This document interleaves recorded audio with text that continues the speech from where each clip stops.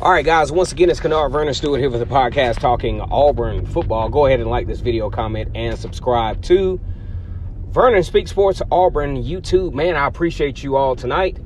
It's always great to be an Auburn Tiger, War Eagle. Now, a big shout out to all the Auburn fans that are not in the comfort of either living in the state of Alabama or not living in Auburn. I really didn't realize how much I would miss the Auburn camaraderie until I actually moved out of state, because you take it for granted. You know what I'm saying? You get used to always seeing a Auburn fan, or just always seeing either Auburn, or if you live in the state of Alabama, seeing Auburn or Alabama. But then you move out of the state, and then when you see an Auburn fan or an Auburn supporter, someone with some Auburn gear on, the War Eagle, just for whatever reason, it means more at that point. Want to give a shout out to all the Auburn fans out there.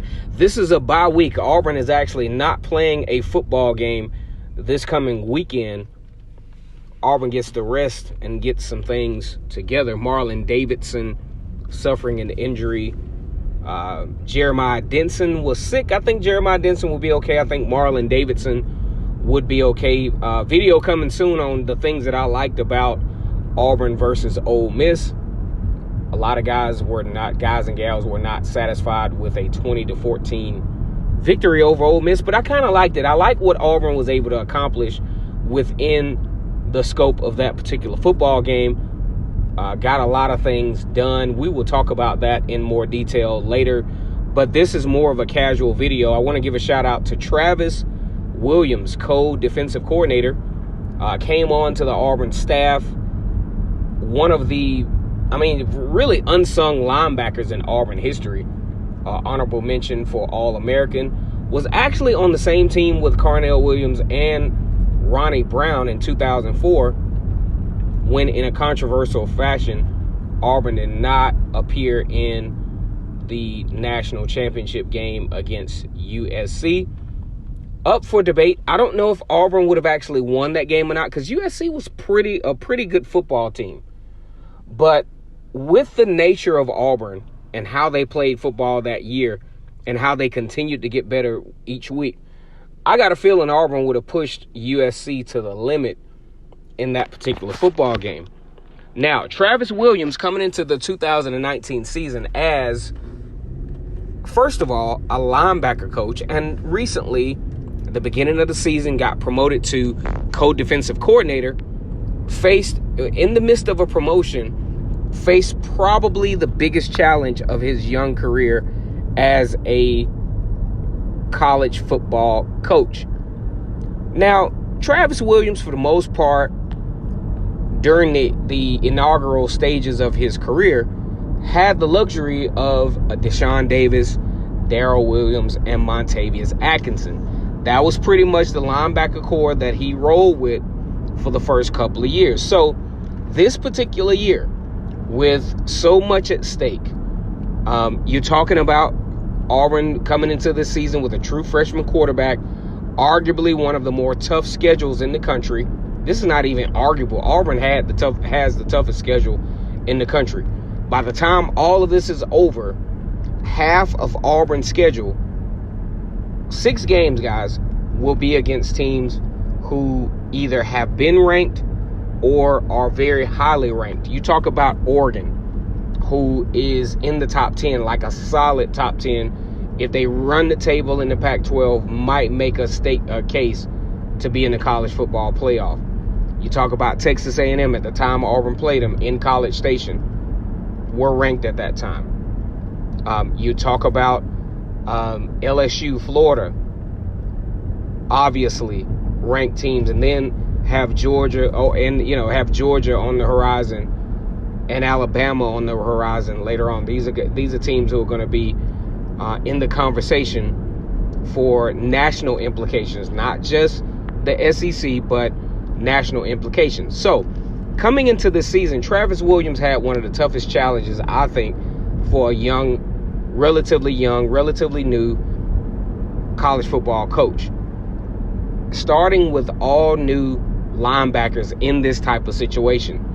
You talk about KJ Britt, Zacoby McClain,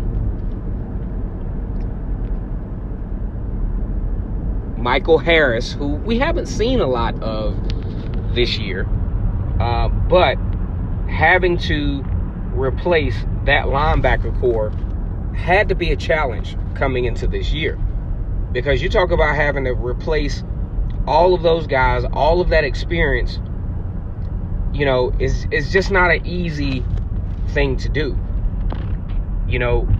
Auburn did a great deal in the recruiting class of 2019, arguably one of the better linebackers out of that class, and is showing to be so. Owen Papo, okay? So you look at, KJ Britt, Owen Papo, Chandler Wooten, Zacoby McClain, and, things really, it was definitely an upgrade, in my opinion. Not necessarily experience, but the athleticism of this particular squad really got Travis Williams as a linebacker coach over the hump and made the transition pretty easy. Now, I projected that the linebacker core would be a lot more athletic this year, be able to make a lot more plays, and subsequently, Kevin Steele and Travis Williams have been able to diversify the way they approach the defense. Because you think about the LSU game, for example, there's no way in the world, with the personnel packages that were available to these guys, they wouldn't have been able to run that 3-1-7 set against LSU. Just wouldn't have had enough speed at the linebacker position. But with the speed at the linebacker position and the physicality and these guys' ability to tackle, it's just worked wonders for Travis Williams. And it has solidified Travis Williams' place as a high-level coach in college football. And big shout out to Travis Williams. And I'm definitely, ecstatic of the fact that I was able to watch him play as a player at Auburn, his passion for the Auburn Tigers, and to see how he's been able to develop himself as a great recruiter as well, one of the better recruiters in the country. I had a chance to even talk to the parents of some recruits, especially here in the Gwinnett County area. You talk about guys like Kobe Wooten, who, his parents, first thing they said, man, Travis Williams. When I mentioned Travis Williams' name, they're like, yes, he's the guy that recruited my son. You know what I'm saying? Big shout out to that family. Great. Looking for Kobe Wooten to do some great things. Also seeing some good stuff out of Auburn as far as the reserve standpoint. I was really impressed in this Ole Miss game with the fact that the Mississippi duo, Jaron Handy, those guys, Jaron Handy, were able to do so many good things here in this particular game against Ole Miss. You talk about just great ball play by these guys. You got Cornish Miller, who had a chance to get in. Derek Hall. You talk about the duo from from Mississippi, Jaron Handy and Derek Hall. They have become a force for Auburn to add some depth. Cornish Miller, and we can't say enough about Tyrone Truesdale, who basically helped to replace Dontavius Russell. And it's like, this is a big deal for Auburn, to have the kind of depth that they will have going into the stretch. I think this is a better position that Auburn has been in depth-wise in a long time. And we just hope to see these guys finish out. At worst, Auburn needs to split the games between Georgia and Alabama. The media says that Auburn has a better chance to beat Alabama. I resoundingly agree, because Alabama just has a wealth of talent. As long as you have Nick Saban as the coach there, the talent disparity is just always going to be prevalent. And it is what it is.